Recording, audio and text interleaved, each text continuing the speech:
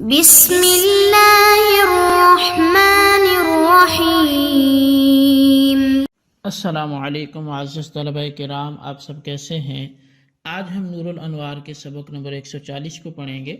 آج کے سبق کا عنوان ہے وقت کے مشکل ہونے کا حکم۔ آج کے ہمارے سبق کی عبارت وَيَتَعَدَّى بِإِطْلَاقِ النِّيَّةِ لَا بِنِيَّةِ النَّفْلِ سے شروع ہوتی ہے۔ آئیے سب سے پہلے عبارت پڑھ کے اس کا ترجمہ کرتے ہیں، اس کے بعد باقاعدہ اس کی وضاحت کی طرف بڑھتے ہیں۔ مصنف علیہ رحمہ لکھتے ہیں وَيَتَعَدَّى بِإِطْلَاقِ النِّيَّةِ لَا بِنِيَّةِ النَّفْلِ هَذَا مِنْ حُکْمِ كَوْنِهِ مُشْکِلًا، اور فریضہ حج مطلق نیت سے ادا ہو جاتا ہے، نہ کہ نفل کی نیت سے۔ یہ وقت کے مشکل ہونے کا حکم ہے۔ ای ان ادى الحج بمطلق النیت بأن يقول نویت الحج یقع عن الفرد، بخلاف ما اذا قال نویت حج النفل فإنه يقع عن النفل۔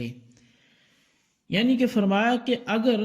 فریضہ حج مطلق نیت سے ادا کرے،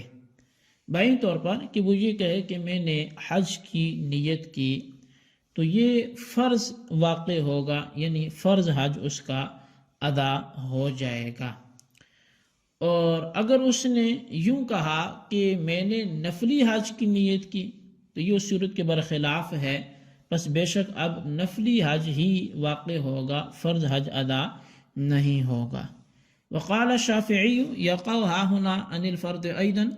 امام شافعی علیہ رحمہ فرماتے ہیں کہ یہاں بھی فرض حج ہی ادا ہوگا، اور یہاں بھی فرض حج ادا ہوگا، لأنہ سفیہ یجب ان یحجر علیہ ولا یقبل تصرفہ۔ امام شافعی علیہ رحمہ کی دلیل یہ ہے کہ اس لیے کہ وہ شخص بیوقوف ہے، ناسمجھ ہے، واجب ہے کہ اس کی اس بات پر انکار کیا جائے اور اس کے اس تصرف کو قبول نہ کیا جائے۔ قلنا، تو ہم نے امام شافعی علیہ رحمہ کے جواب میں کہا ھذا یبطل الاختیار الذی شرط فی العبادات، کہ یہ اس شخص کو روکنا اور اس کے تصرف کو قبول نہ کرنا یہ باطل کر دیتا ہے اس اختیار کو جو کہ عبادات میں مشروع ہے۔ والحاصل ان الحج لما کان یشبہ المعیار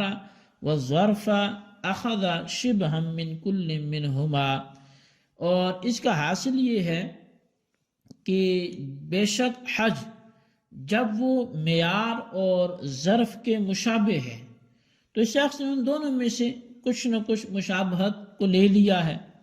فمن حیث کونہ معیارا اخذ شبہا من الصوم فیتعدی بمطلق نیت کالصوم، ومن حیث کونہ ظرفا اخذ شبہا من الصلاۃ فلا یتعدی بنیت النفل کالصلاۃ، ھکذا ینبغی ان یفہم۔ پس اس حیثیت سے کہ حج کا وقت معیار ہے، تو اس نے روزے کی مشابہت اختیار کی، لہٰذا روزے کی طرح مطلق نیت سے وہ حج بھی ادا ہو جائے گا۔ اور حج کے ظرف ہونے کی حیثیت سے، حج کے وقت کے، یعنی اس حیثیت سے کہ وقت حج ظرف ہے، اس نے نماز کی مشابہت اختیار کی ہے، لہٰذا نماز کی طرح نفل کی نیت سے یہ بھی ادا نہیں ہوگا۔ اسی طرح سمجھنا فرمایا کہ مناسب ہے۔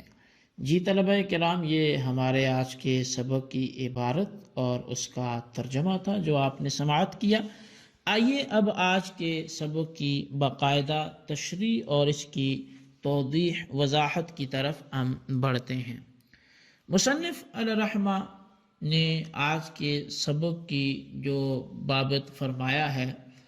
وقت کے مشکل یعنی مشتبہ الحال ہونے کے حکم کو بیان کرتے ہوئے مصنف نے فرمایا کہ حج فرض مطلق نیت سے ادا ہو جائے گا۔ مثال کے طور پر یہ کہا کسی نے کہ میں نے حج کی نیت کی، اس نیت سے حج فرض ہے وہ ادا ہو جائے گا، لیکن نفلی حج کی نیت سے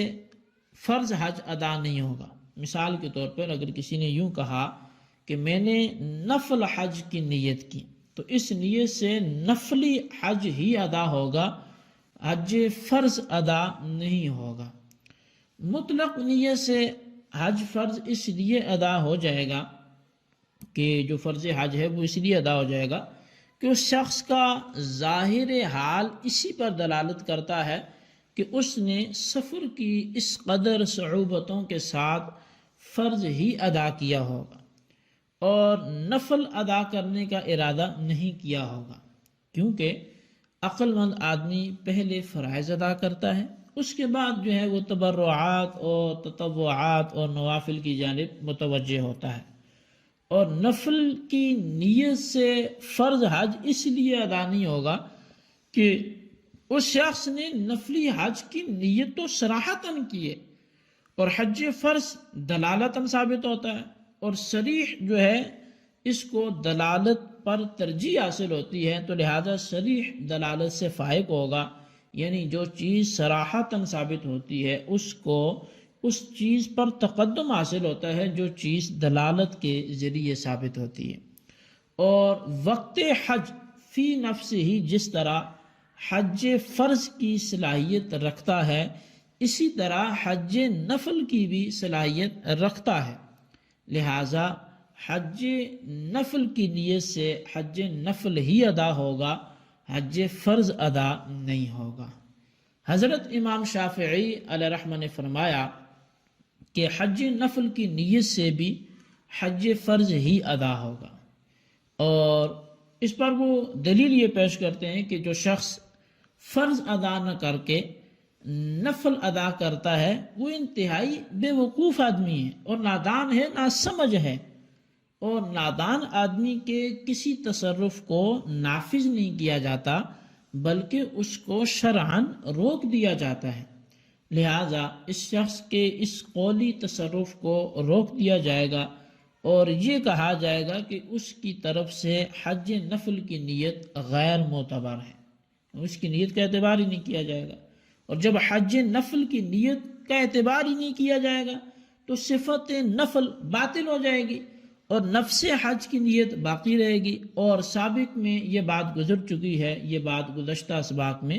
کہ نفس حج کی نیت سے حج فرض ادا ہو جاتا ہے، لہٰذا یہاں بھی حج نفل کی نیت کے باوجود حج فرض ہی ادا ہوگا، حج نفل ادا نہیں ہوگا۔ جی یہ دلیل تھی امام شافعی علیہ رحمہ کی۔ ہماری طرف سے اس دلیل کا جواب دیا گیا ہے، اور ہماری طرف سے امام شافعی کو جو دیا گیا جواب ہے وہ یہ ہے کہ حج نفل کی نیت کرنے والے شخص کی نیت یعنی